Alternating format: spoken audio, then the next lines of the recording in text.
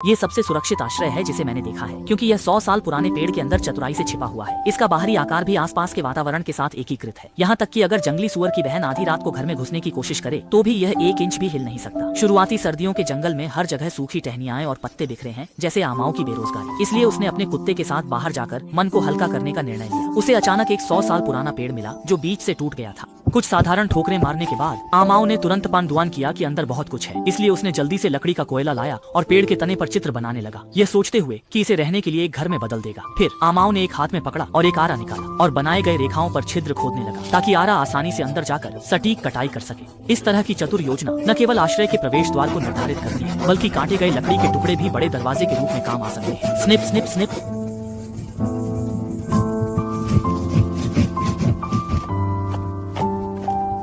जब उसने भारी लकड़ी के टुकड़ों को उठाया तो अंदर की स्थिति आमाओं की कल्पना के अनुसार थी। लकड़ियों को साफ करना था, दरवाजा काटा जा सकता था जिससे भूमिगत आश्रय विकसित हो सके। मिट्टी के कारण खुदाई आसान थी, जड़ें मोटी थीं जिससे परेशानी हुई। इन जड़ों को साफ करने में समय लगा। ये लड़का कारीगर है और उसने प्रयास से गड्ढा खोद लिया। इसमें एक कमरा होगा जो उसे और उसके कुत्ते को रहने के लिए पर्याप्त होगा। चूल्हे की जगह तय कर दी। इन उलझी हुई पेड़ की जड़ों को साफ करने में बहुत समय और ऊर्जा खर्च हुई।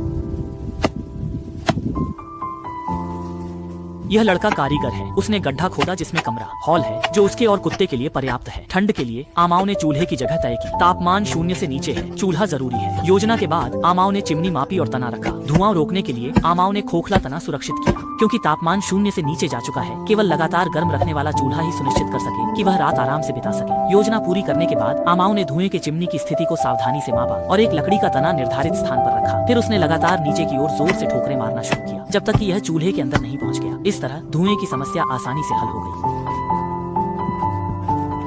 धुएं को अंदर आने से रोकने के लिए आमाओं ने एक खोखले पेड़ के तने को खोजा जो चिमनी के विस्तार के लिए एकदम सही था। वह सावधानी से चिंतित था कि लकड़ी जल न जाए, इसलिए उसने कुछ सूखी घास इकट्ठा की और उसे मिट्टी के साथ मिलाकर एक चिपचिपा मिश्रण बनाया। फिर उसने लकड़ी के तने के अंदर और बाहर इसे अच्छी तरह से लगाया ताकि यह उच्च तापमान की परीक्षा को सहन कर सके।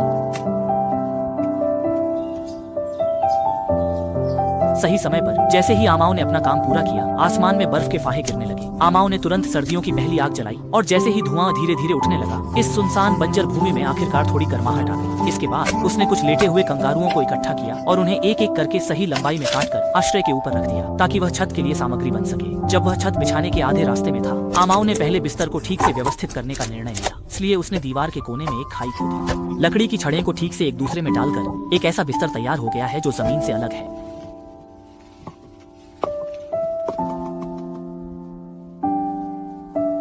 छोटी सी आराम के बाद आमाओं ने छत बनाने का काम जारी रखा। लकड़ी के बीच की दरारों को मिट्टी से भरा गया ताकि